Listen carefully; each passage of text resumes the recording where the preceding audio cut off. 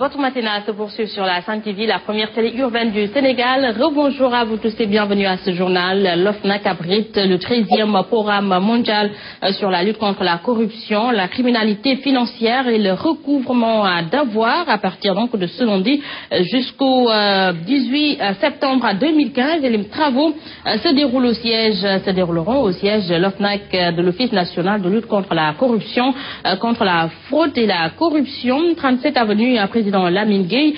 La cérémonie d'ouverture prévue donc ce matin à 9h. Des représentants de plusieurs pays étrangers participent à cette session de formation. Autre information, un hommage a été rendu hier au médecin Yahya Diop, un des 7 victimes qui auraient péri dans le crash de cet avion de la compagnie sénégalaise. En marge de cette cérémonie, le groupe Nosren Lan a offert une séance gratuite de déparasitage aux talibés des Dara du quartier de Bob. Sanunjai, porte-parole de cette association, ici avec notre reporter. Ce qu'on fait aujourd'hui s'inscrit en droite ligne avec l'esprit du groupe Nostratland depuis sa création, initie des actions humanitaires à l'endroit de quelques couches sensibles de la population. Donc aujourd'hui c'est quoi? C'est une action sociale en faveur des talibés. Donc on leur offre une séance de déparasitage. Okay, on va en profiter, même vous de la presse, hein, aujourd'hui tout le monde va en profiter. Okay? Il y aura après, au préalable, il y a les récits de Coran qui se fait, hein, n'est-ce pas, à l'endroit de nos amis disparus.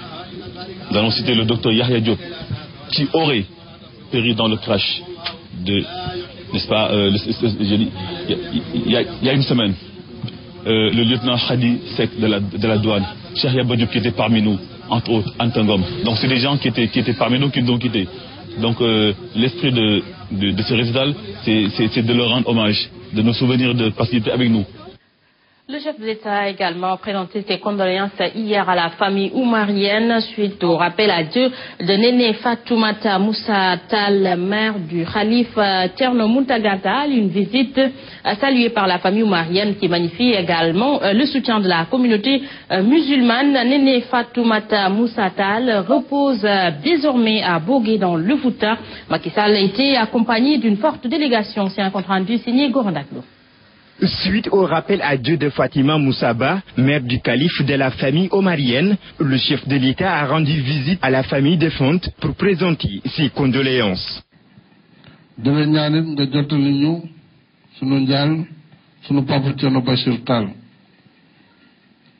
Nous présentons nos condoléances à toute la famille. Nous estimons que Néné Fatoumatou Moussa sera l'hôte du miséricorde. Elle faisait partie des saintes. Elle n'adorait que Dieu et son prophète. Et si vous avez la chance de la rencontrer, vous verrez que Néné Fatoumatou était une valeur sûre. Elle représentait Thierno Mountaga. Nous venions ici souvent pour ses prières.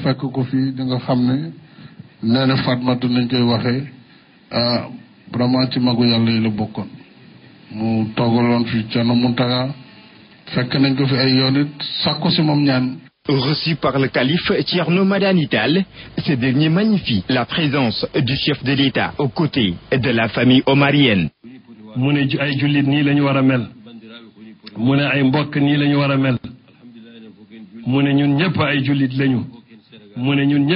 sommes tous des musulmans. Nous sommes tous de la même famille, donc je prie pour que la paix règne encore dans ce pays. Je remercie tous ceux qui sont venus compatir à notre douleur, et surtout les familles religieuses et tout le gouvernement.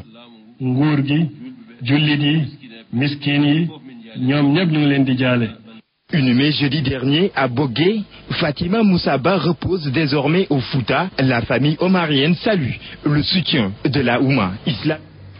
Merci à Gorandak. Le Tabaski 2015, la météo et l'astrologie s'engagent pour une unité dans la célébration des fêtes religieuses. La Commission nationale de concertation du croissant lunaire ainsi que d'autres organisations ont organisé hier une rencontre dans ce sens. Compte rendu Abdoulaziz Sodabar, Ababakar Sadiouf. Célébrer les fêtes musulmanes à l'unisson, c'est tout le sens de cette rencontre. Pour atteindre cet objectif, la Commission nationale de concertation sur le croissant lunaire compte renforcer ses moyens de collecte et de validation de l'information. Des dispositions idoines seront prises pour mettre en place un numéro vert. Compte sera tenu des informations astronomiques et météorologiques dans la collecte et la validation de l'information sur le croissant lunaire dans le respect des orientations de la charia en la matière. Le soutien de toute la presse est attendu en termes de diffusion des communiqués sur le suivi du croissant lunaire qui seront délivrés régulièrement. Des campagnes de sensibilisation seront organisées et des démarches à des concertations avec les pays voisins effectuées. À partir d'un maillage du territoire national, à partir d'observateurs qui seront formés, informés, nous allons également entrer en contact avec les pays voisins pour que dans la même sphère géographique au sein de laquelle nous évoluons, nous puissions être tenus au courant des informations qu'ils détiennent. Des rencontres de ce genre permettront non seulement de discuter des questions relatives au croissant lunaire, mais des questions concernant l'islam. Ces genres de réflexions, il faut les poursuivre pour qu'on puisse discuter des questions concernant le croissant lunaire, mais aussi de l'ensemble des questions concernant la religion. La CONACOC envisage de poursuivre la réflexion dans le cadre d'une journée nationale. Cette commission va observer le croissant lunaire ce 14 septembre pour fixer la date de la fête de Tabaski. Pèlerinage 2015, encore des couacs dans l'organisation de ce pèlerinage au lieu saint de l'islam. Des pèlerins bloqués depuis plus de 4 jours au hangar. Des pèlerins menacent de sortir dans la rue pour dénoncer leur situation. Hier, une bataille arrangée a éclaté entre forces de l'ordre et pèlerins qui veulent disposer de leur passeport, compte rendu des Radiouf. 18 ans après le rappel à Dieu de Mame Abdoul Aziz Sy, cet homme qui dirige un de ces daras se souvient encore de Dabar comme un être véridique et ouvert à toutes les communautés.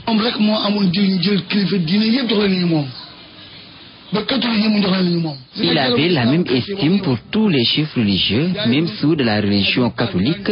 Il était le premier à prôner le dialogue islamo-chrétien. Il exhortait tout le monde à la dignité.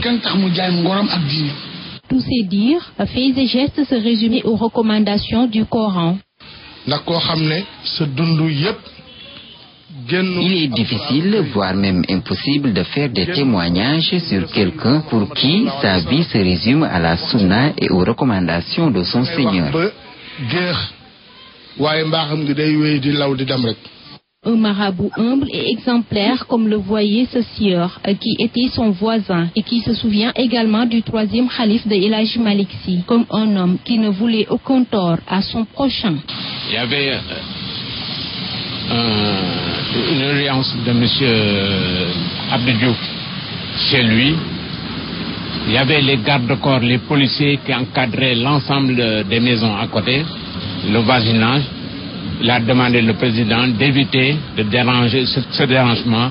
Mame Abdoul Aziz Sy s'en est allé en 14 septembre, laissant comme legs au peuple sénégalais les enseignements du Saint-Coran, enseignements qui, selon ses proches, ne sont pas toujours appliqués. Voilà, vous l'aurez certainement compris, c'est un reportage consacré à Mame Abdoul Aziz Sy Dabar. Donc c'est ce 14 septembre 2015 qu'on se rappelle encore du Saint-Homme.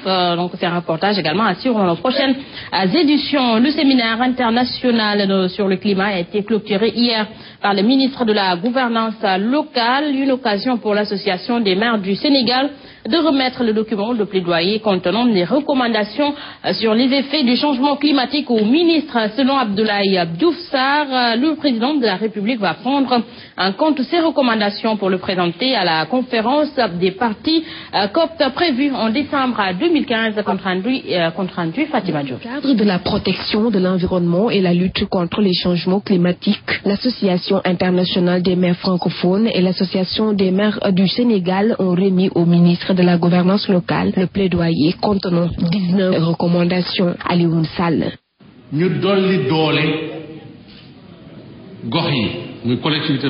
Ce que nous voulons, c'est le renforcement de capacité des élus locaux et les collectivités locales, un appui financier, surtout en augmentant les fonds de dotation, mais également la fonction publique locale doit être un acquis. Voilà parmi les 19 recommandations que nous voulons donner au président de la République. Monsieur le président de la République.